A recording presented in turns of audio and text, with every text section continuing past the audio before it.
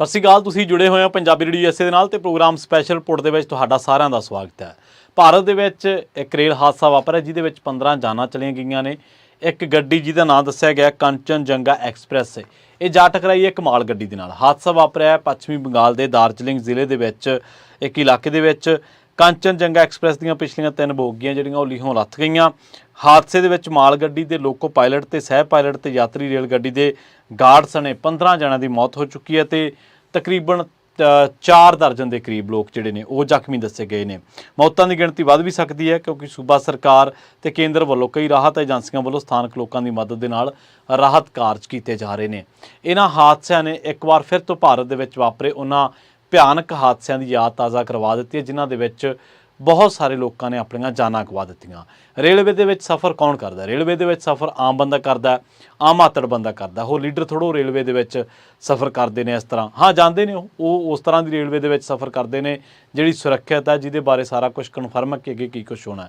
ਪਰ ਹਾਦਸੇ ਮੋਦੀ ਰਾਜ ਦੇ ਵਿੱਚ ਕਿਹੜੇ ਵਾਪਰੇ ਨੇ, ਕਿਹੜੇ ਵੱਡੇ 10 ਸਾਲਾਂ ਦੇ ਵਿੱਚ ਭਿਆਨਕ ਹਾਦਸੇ ਵਾਪਰੇ ਤੇ ਇਹਦੇ ਨਾਲ ਭਾਰਤ ਦੇ ਵਿੱਚ ਕਦੋਂ ਰੇਲਵੇ ਦੇ ਵਿੱਚ ਵੱਡੇ ਹਾਦਸੇ ਵਾਪਰੇ, ਇਹਨਾਂ ਦੇ ਬਾਰੇ ਆਪਾਂ ਡਿਟੇਲ ਦੇ ਨਾਲ ਚਰਚਾ ਕਰਾਂਗੇ। ਪਰ ਉਸ ਤੋਂ ਪਹਿਲਾਂ ਮੋਦੀ ਸਾਹਿਬ ਬਾਰੇ ਗੱਲ ਕਰਦੇ ਹਾਂ। ਵਿਗਿਆਨੀ ਕੋਈ ਰਾਕਟ ਲਾਂਚ ਕਰਦੇ ਨੇ, ਕੁਛ ਛੱਡਦੇ ਨੇ ਪੁਲਾੜ ਦੇ ਵਿੱਚ, ਕੋਈ ਵੀ ਉਪਲਬਧੀ ਹੋਵੇ ਨਾਲ ਦੀ ਨਾਲ ਮੋਦੀ ਸਾਹਿਬ ਫਰੇਮ ਦੇ ਵਿੱਚ ਆ ਜਾਂਦੇ ਆ ਕ੍ਰੈਡਿਟ ਲੈਣ ਖਾਤਰ ਤੇ ਉਹਨਾਂ ਨੂੰ ਕ੍ਰੈਡਿਟ ਦੀ ਬੜੀ ਭੁੱਖ ਹੈ। ਪਰ ਇਸ ਮੁਲਕ ਦੇ ਵਿੱਚ ਦੂਜੇ ਲੋਕਾਂ ਨੇ ਤਾਂ ਜਵਾਬਦੇਹੀ ਤੈਅ ਹੀ ਕੀ ਕਰਨੀ ਹੈ ਲੋਕਾਂ ਦੀ, ਤਾਂ ਇੱਥੇ ਜਿੱਥੇ ਪ੍ਰਧਾਨ ਮੰਤਰੀ ਖੁਦ ਜਵਾਬਦੇਹ ਨਹੀਂਗਾ। ਔਰ ਜਦੋਂ ਕਦੇ ਖਿਡਾਰੀਆਂ ਦਾ ਕੋਈ ਮੈਚ ਹੋਵੇ, ਕੋਈ ਜਿੱਤ ਹੋਵੇ, ਉਦੋਂ ਮੋਦੀ ਸਾਹਿਬ ਨਾਲ ਦੀ ਨਾਲ ਆ ਜਾਂਦੇ ਆ। ਜੇਕਰ ਇਸੇ ਤਰ੍ਹਾਂ ਕੋਈ ਫੌਜ ਨੇ ਸਟ੍ਰਾਈਕ ਕੀਤੀ ਹੋਵੇ ਉਹਦਾ ਕ੍ਰੈਡਿਟ ਲੈਣਾ ਆ ਜਾਂਦਾ। ਜੇਕਰ ਕ੍ਰੈਡਿਟ ਦੀ ਭੁੱਖ ਹੈ ਤੇ ਫਿਰ ਜ਼ਿੰਮੇਵਾਰੀ ਕੌਣ ਸੰਭੂਗਾ?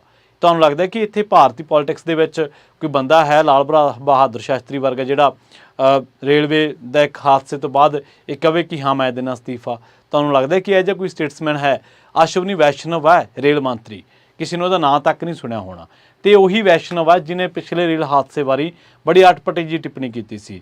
ਔਰ ਇਹਦੇ ਬਾਰੇ ਕਿਹਾ ਜਾਂਦਾ ਕਿ ਅਟਲ ਬਿਹਾਰੀ ਵਾਜਪਾਈ ਦੀ ਗਵਰਨਮੈਂਟ ਦੇ ਵਿੱਚ ਬੜਾ ਤਕੜਾ ਇੱਕ ਅਫਸਰ ਸੀਗਾ ਤੇ ਹੁਣ ਰੇਲ ਮੰਤਰੀ ਬਣਾਇਆ ਗਿਆ ਇਹਨੂੰ।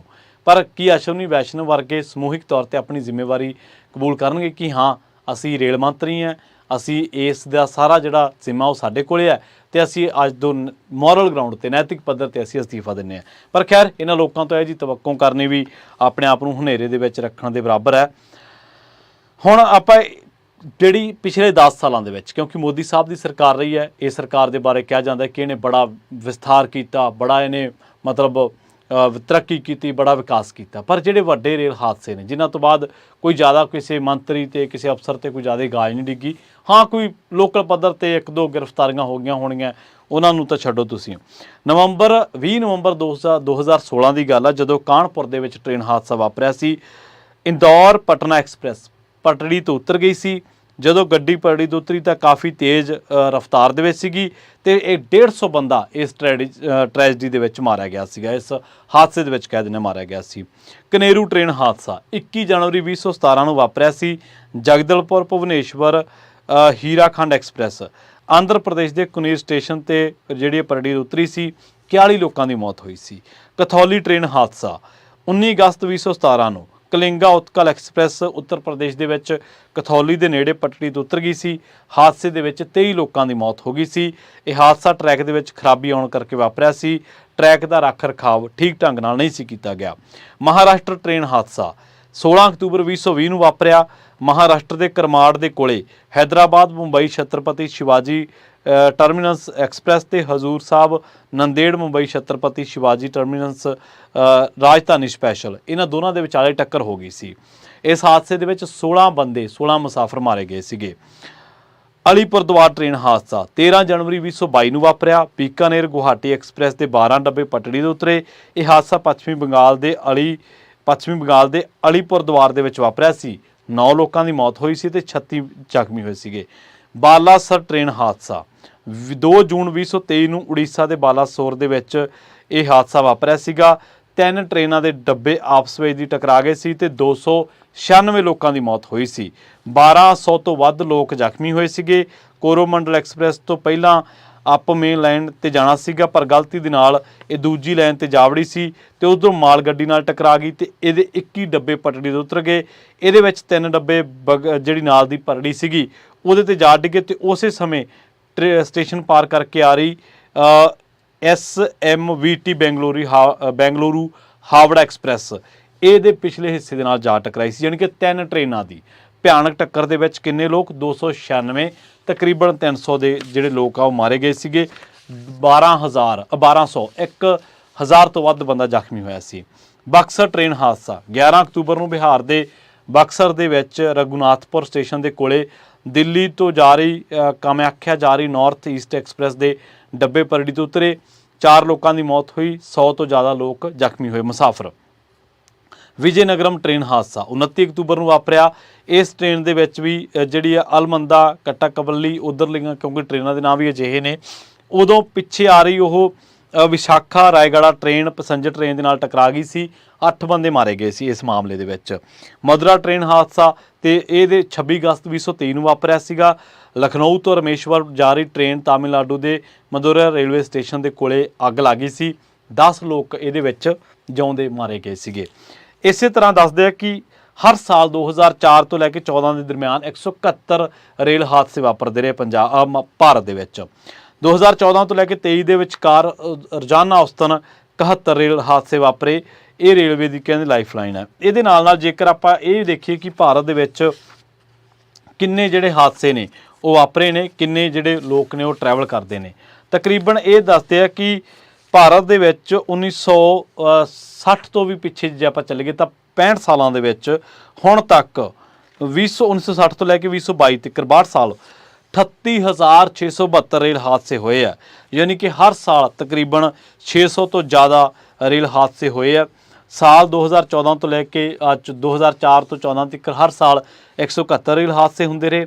2014 ਤੋਂ 23 ਦੇ ਵਿਚਕਾਰ ਹਰ ਸਾਲ 71 ਰੇਲ ਹਾਦਸੇ ਹੁੰਦੇ ਰਹੇ। ਇਸੇ ਦਰਮਿਆਨ ਆਪਾਂ ਇਹ ਵੀ ਦੇਖਿਆ ਕਿ ਭਾਰਤ ਨੂੰ ਇਹ ਬੜਾ ਪੇਸ਼ ਕੀਤਾ ਗਿਆ ਕਿ ਜੀ ਬਹੁਤ ਵੱਡਾ ਰੇਲਵੇ ਨੈਟਵਰਕ ਹੈ। ਅਮਰੀਕਾ 'ਚ ਰੂਸ ਤੇ ਚੀਨ ਤੋਂ ਬਾਅਦ ਭਾਰਤ ਦੇ ਵਿੱਚ ਸਭ ਤੋਂ ਵੱਡਾ ਰੇਲ ਹਾਦਸਾ ਜਿਹੜਾ ਉਹ ਕਿਹਾ ਜਾਂਦਾ ਹੈ।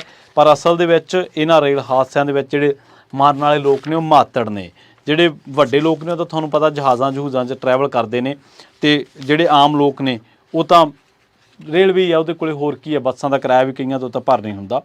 ਜੇਕਰ ਆਪਾਂ ਦੇਖੀਏ ਤਾਂ ਪਿਛਲੇ ਸਾਲ ਜਿਹੜੇ 300 ਲੋਕਾਂ ਦੀ ਮੌਤ ਹੋਈ ਸੀ ਰੇਲਵੇ ਦੇ ਹਾਦਸੇ ਕਰਕੇ। ਇਸੇ ਤਰ੍ਹਾਂ 6 ਜੂਨ 1981 ਨੂੰ ਰੇਲ ਦੁਰਘਟਨਾ ਹੋਈ ਸੀ ਜਿਹਦੇ ਵਿੱਚ 800 ਬੰਦਾ ਮਾਰਿਆ ਗਿਆ ਸੀ ਭਾਰਤ ਦੇ ਵਿੱਚ। ਇੱਕ ਟ੍ਰੇਨ ਸੀ ਜਿਹੜੀ ਕਿ ਲੋਕਾਂ ਨਾਲ ਬਹੁਤ ਭਰੀ ਹੋਈ ਸੀ, ਭੀੜ ਬਹੁਤ ਸੀ, ਤੇ ਇਹ ਬਿਹਾਰ ਤੋਂ ਸਹਿਰਸਾ ਜਾਂਦੀ ਸੀਗੀ।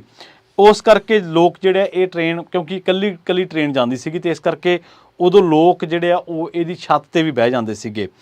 ਅਚਾਨਕ ਕਹਿੰਦੇ ਮੀਂਹ ਪੈਣ ਲੱਗਿਆ ਤੇ ਬਾਗਮਤੀ ਨਦੀ ਦੇ ਜਦੋਂ ਇਹ ਉੱਪਰੋਂ ਦੀ ਲੰਘੀ ਤਾਂ ਉਦੋਂ ਇਹ ਟ੍ਰੇਨ ਨਦੀ ਦੇ ਵਿੱਚ ਡਿੱਗ ਗਈ ਸੀ। ਇਸ ਘਟਨਾ ਦੇ ਵਿੱਚ ਟ੍ਰੇਨ ਤੇ ਸਵਾਰ ਸਾਰੇ ਲੋਕਾਂ ਦੀ ਮੌਤ ਹੋ ਗਈ। ਇੱਕ ਵੀ ਮੁਸਾਫਰ ਇਸ ਟ੍ਰੇਨ ਦਾ ਬਚਾਇਆ ਨਹੀਂ ਜਾ ਸਕਿਆ, ਇਸ ਰੇਲ ਦਾ ਬਚਾਇਆ ਨਹੀਂ ਜਾ ਸਕਿਆ। ਹਾਦਸੇ ਦੇ ਬਾਅਦ ਦੱਸਿਆ ਜਾਂਦਾ ਕਿ 800 ਬੰਦੇ ਦੀ ਮੌਤ ਹੋਈ ਸੀਗੀ। ਇਸੇ ਤਰ੍ਹਾਂ 23 ਨਵੰਬਰ 1956 ਨੂੰ ਪੁਲ ਡਿੱਗਣ ਦੇ ਕਰਕੇ ਇੱਕ ਟ੍ਰੇਨ ਜਿਹੜੀ ਹੈ ਉਹ ਮਰੂਦਿਆਰ ਨਦੀ ਦੇ ਵਿੱਚ ਜਾ ਡਿੱਗੀ ਸੀ, ਜਿਹਦੇ ਕਰਕੇ 150 ਤੋਂ ਵੱਧ ਬੰਦਾ ਮਾਰਿਆ ਗਿਆ ਸੀਗਾ। 115 ਲੋਕ ਜਿਹੜੇ ਜ਼ਖਮੀ ਹੋਏ ਸੀਗੇ। ਅਜਿਹੀ ਇੱਕ ਘਟਨਾ ਕਹਿੰਦੇ 28 ਸਤੰਬਰ 1954 ਨੂੰ ਵਾਪਰੀ ਸੀ। ਮਦਰਾਸ ਤੇ ਨਵੀਂ ਦਿੱਲੀ ਦੇ ਵਿਚਾਲੇ ਇੱਕ ਟ੍ਰੇਨ ਜਿਹੜੀ ਆ ਉਹ ਪੁਲ ਦੇ ਢਹਿਣ ਦੇ ਨਾਲ ਪੁਲ ਢਹਿ ਗਿਆ ਸੀਗਾ ਤੇ ਉਦੋਂ ਉਤਰ ਗਈ ਸੀ ਪਰੜੀ ਤੋਂ। ਉਦੋਂ ਵੀ 137 ਬੰਦੇ ਜਿਹੜੇ ਆ ਉਹ ਮਾਰੇ ਗਏ ਸੀਗੇ। ਪੱਛਮੀ ਬੰਗਾਲ ਦੇ ਵਿੱਚ ਵੀ ਜਿਹੜੇ ਮਰਨ ਵਾਲਿਆਂ ਦੀ ਗਿਣਤੀ ਉਹ ਕਹਿੰਦੇ ਕਿ ਵੱਧ ਵੀ ਸਕਦੀ ਹੈ। ਤੇ ਇਸੇ ਦਰਮਿਆਨ 20 ਅਗਸਤ 1995 ਨੂੰ ਫਿਰੋਜ਼ਾਬਾਦ ਦੇ ਵਿੱਚ 2 ਟ੍ਰੇਨਾਂ ਦੀ ਟੱਕਰ ਹੋਈ ਸੀਗੀ। ਤਕਰੀਬਨ 300 ਤੋਂ ਜ਼ਿਆਦਾ ਲੋਕ ਮਾਰੇ ਗਏ ਸੀਗੇ। ਉੱਥੇ ਲਗਭਗ ਕਹਿੰਦੇ 400 ਤੋਂ ਜ਼ਿਆਦਾ ਲੋਕ ਜ਼ਖਮੀ ਹੋਏ ਸੀਗੇ। ਪਿਛਲੇ ਸਾਲ ਜਿਹੜੀ ਟ੍ਰਿਪਲ ਟ੍ਰੇਨਾਂ ਦੀ ਟੱਕਰ ਹੋਈ ਉਹਦੇ ਬਾਰੇ ਤਾਂ ਤੁਹਾਨੂੰ ਮੈਂ ਦੱਸ ਹੀ ਚੁੱਕਿਆ। ਰੇਲ ਦੁਰਘਟਨਾ ਜਿਹਦੇ ਵਿੱਚ ਇੰਦੌਰ ਪਟਨਾ ਐਕਸਪ੍ਰੈਸ ਟ੍ਰੇਨ ਘਟਨਾ ਸ਼ਾਮਲ ਹੈ। 146 ਲੋਕਾਂ ਦੀ ਮੌਤ ਹੋਈ ਸੀ। 28 ਮਈ 2010 ਨੂੰ ਇੱਕ ਰੇਲ ਗੱਡੀ ਪਰੜੀ ਤੋਂ ਉਤਰੀ ਸੀ। ਇਹਦੇ ਵਿੱਚ ਵੀ 150 ਤੋਂ ਵੱਧ ਬੰਦਾ ਮਾਰਿਆ ਗਿਆ ਸੀਗਾ। ਇਹ ਤੋਂ ਇਲਾਵਾ 11 ਜੁਲਾਈ 2006 ਨੂੰ ਮੁੰਬਈ ਰੇਲ ਗੱਡੀਆਂ ਦੇ ਵਿੱਚ ਅੱਤਵਾਦੀਆਂ ਦੁਆਰਾ ਕੀਤੇ ਗਏ ਹਮਲੇ ਦੇ ਵਿੱਚ ਕਹਿੰਦੇ 186 ਬੰਦੇ ਮਾਰੇ ਗਏ ਸੀ। 700 ਤੋਂ ਵੱਧ ਬੰਦਾ ਜ਼ਖਮੀ ਹੋ ਗਿਆ ਸੀਗਾ। ਪਾਕਿਸਤਾਨੀ ਖੁਫੀਆ ਏਜੰਸੀ ਤੇ ਲਸ਼ਕਰ-ਏ-ਤੋਇਬਾ ਨੂੰ ਇਹਦੇ ਲਈ ਜ਼ਿੰਮੇਵਾਰ ਕਰਾਰ ਦਿੱਤਾ ਗਿਆ ਸੀ, ਭਾਰਤੀ ਸਿਸਟਮ ਦੇ ਵੱਲੋਂ ਜਾਂ ਖੁਫੀਆ ਏਜੰਸੀਆਂ ਦੇ ਵੱਲੋਂ। ਸੋ ਇਹ ਹੁਣ ਤੱਕ ਦੀ ਜਿਹੜੀ ਆ ਉਹ ਵੱਡੇ ਟ੍ਰੇਨ ਹਾਦਸੇ ਤੇ ਮੋਦੀ ਦੇ ਰਾਜ ਦੇ ਵਿੱਚ ਹੋਏ ਹਾਦਸੇ ਤੇ ਜਿਹੜਾ ਤਾਜ਼ਾ ਹਾਦਸਾ ਵਾਪਰਿਆ ਪੱਛਮੀ ਬੰਗਾਲ ਦੇ ਵਿੱਚ, ਇਹ ਉਹਨਾਂ ਹਾਦਸਿਆਂ ਦਾ ਲੇਖਾ ਜੋਖਾ ਸੀਗਾ। ਪਰ ਤੁਸੀਂ ਦੇਖੋ ਕਿ ਕੋਈ ਹੈ ਸਰਕਾਰ ਦੇ ਵਿੱਚ ਕੋਈ ਮੰਤਰੀ ਇਹੋ ਜਿਹਾ ਜਿਹੜਾ ਕਹਿੰਦਾ ਹੋਵੇ ਕਿ ਹਾਂ ਮੈਂ ਮੰਤਰੀ ਹਾਂ ਤੇ ਮੇਰੇ ਕਰਕੇ ਮੇਰੀ ਜ਼ਿੰਮੇਵਾਰੀ ਸੀਗੀ ਲੋਕਾਂ ਨੂੰ ਬਚਾਉਣ ਦੀ, ਪਰ ਮੈਂ ਆਪਣੀ ਜ਼ਿੰਮੇਵਾਰੀ ਨਿਭਾ ਨਹੀਂ ਸਕਿਆ, ਇਸ ਕਰਕੇ ਲੋਕ ਮਾਰੇ ਗਏ ਤੇ ਮੈਂ ਆਪਣੇ ਅਹੁਦੇ ਤੋਂ ਅਸਤੀਫਾ ਦਿੰਦਾ। ਕੋਈ ਇੰਨੀ ਗੈਰਤ ਹੈ ਤੁਹਾਨੂੰ ਲੱਗਦਾ? ਨਹੀਂ। ਪਰ ਇਹਨਾਂ ਲੋਕਾਂ ਨੂੰ ਕੀ ਕਰਨਾ ਆਉਂਦਾ? ਸਿਰਫ ਕ੍ਰੈਡਿਟ ਲੈਣਾ ਆਉਂਦਾ, ਚਾਹੇ ਉਹ ਫੌਜ ਦੀ ਕੋਈ ਉਪਲਬਧੀ ਹੋਵੇ, ਉਹਨਾਂ ਦੀ ਕੋਈ ਉਪਲਬਧੀ ਹਾਸਲ ਕੀਤੀ ਹੋਵੇ, ਚਾਹੇ ਕੋਈ ਵਿਗਿਆਨੀਆਂ ਦੀ ਹੋਵੇ, ਚਾਹੇ ਕੋਈ ਕ੍ਰਿਕਟ ਦੇ ਖਿਡਾਰੀਆਂ ਦੀ ਹੋਵੇ, ਚਾਹੇ ਕੋਈ ਹੋਰ। ਮਤਲਬ ਕ੍ਰੈਡਿਟ ਲੈਣ ਵਾਰੀ ਅਸੀਂ, ਪਰ ਜਦੋਂ ਜਵਾਬਦੇਹੀ ਹੁੰਦੀ ਹੈ, ਅਕਾਊਂਟੇਬਿਲਿਟੀ ਦੀ ਗੱਲ ਆਉਂਦੀ ਹੈ, ਮੋਰਲ ਗਰਾਊਂਡ ਦੀ ਗੱਲ ਆਉਂਦੀ ਹੈ, ਨੈਤਿਕਤਾ ਦੀ ਗੱਲ ਆਉਂਦੀ ਹੈ, ਉਦੋਂ ਕੋਈ ਨਹੀਂਗਾ। ਔਰ ਟ੍ਰੇਨ ਨੂੰ ਕੋਈ ਬਾਹਲੀ ਅਹਿਮੀਅਤ ਦੇ ਨਾਲ ਨਹੀਂ ਲਿਆ ਜਾਂਦਾ। ਠੀਕ ਹੈ, ਭਾਰਤ ਬਹੁਤ ਵੱਡਾ ਖਰਚਾ ਕਰਦਾ ਔਰ ਨੈਟਵਰਕ ਬਹੁਤ ਹੈ। ਜੇ ਭਾਰਤ ਦੇ ਵਿੱਚ ਨੈਟਵਰਕ ਦੀ ਗੱਲ ਕਰੀਏ ਤਾਂ ਤਕਰੀਬਨ ਹਰ ਘੰਟੇ ਲੱਖਾਂ ਟਨ ਮਾਲ ਜਿਹੜਾ ਉਹ ਇੱਧਰੋਂ ਉੱਧਰ ਜਾਂਦਾ, ਲੱਖਾਂ ਟਨ ਮਾਲ ਦੀ ਢੋਆ ਢੁਆਈ ਹੁੰਦੀ ਹੈ ਭਾਰਤੀ ਰੇਲਵੇ ਦੇ ਵਿੱਚ। ਪਰ ਫਿਰ ਵੀ ਇਸ ਰੇਲਵੇ ਨੂੰ ਸੁਰੱਖਿਅਤ ਕਿਵੇਂ ਕੀਤਾ ਜਾਵੇ, ਇਸ ਰੇਲਵੇ ਨੂੰ ਦੁਰਘਟਨਾਵਾਂ ਤੋਂ ਬਚਾਇਆ ਕਿਵੇਂ ਜਾਵੇ, ਇਹਦੇ 'ਤੇ ਖਾਸ ਤਰਜੀਹ ਜਿਹੜੀ ਆ ਉਹ ਦੇਣੀ ਬਣਦੀ ਹੈ। ਇੱਕ ਪਾਸੇ ਜਿੱਥੇ ਭਾਰਤੀ ਮੀਡੀਆ ਇਸ ਘਟਨਾ ਦੇ ਲਈ ਇਹਦਾ ਸਿਆਸੀਕਰਨ ਕਰ ਰਿਹਾ, ਉੱਥੇ ਦੂਜੇ ਪਾਸੇ ਮੋਦੀ ਰਾਜ ਦੇ ਵਿੱਚ ਵਾਪਰੇ ਵੱਡੇ ਰੇਲ ਹਾਦਸਿਆਂ ਦੇ ਬਾਰੇ ਗੱਲ ਕਰਨੀ ਤੇ ਭਾਰਤ ਦੇ ਵਿੱਚ ਵਾਪਰੀਆਂ ਵੱਡੀਆਂ ਤਰਾਸਦੀਆਂ ਦੇ ਬਾਰੇ ਗੱਲ ਕਰਨੀ ਕਾਫੀ ਅਹਿਮੀਅਤ ਸੀ, ਕਾਫੀ ਅਹਿਮ ਸੀ ਔਰ ਸਮੇਂ ਦੀ ਮੰਗ ਵੀ ਸੀ। ਤੇ ਜੇਕਰ ਤੁਸੀਂ ਸੋਚੋ ਕਿ ਇੱਥੇ ਕੋਈ ਬੰਦਾ ਇਹ ਕਹੂਗਾ ਕਿ ਇਹ ਹਾਦਸਾ ਵਾਪਰਨ ਤੋਂ ਬਾਅਦ ਮੈਂ ਹੁਣ ਆਪਣੀ ਜਵਾਬਦੇਹੀ ਤੈਅ ਕਰਦਾ, ਤਾਂ ਸ਼ਾਇਦ ਇਹ ਸਾਨੂੰ ਭੁੱਲ ਜਾਣੀ ਚਾਹੀਦੀ ਹੈ ਗੱਲ। ਸਾਨੂੰ ਆਪਣੇ ਆਪ ਨੂੰ ਹਨੇਰੇ ਦੇ ਵਿੱਚ ਰੱਖਣ ਦੇ ਬਰਾਬਰ ਹੈ ਜੇਕਰ ਅਸੀਂ ਇਸ ਗੱਲ ਦੀ ਤਵੱਕੋਂ ਵੀ ਇਹਨਾਂ ਬੇਸ਼ਰਮ ਲੀਡਰਾਂ ਤੋਂ ਕਰਦੇ ਹਾਂ।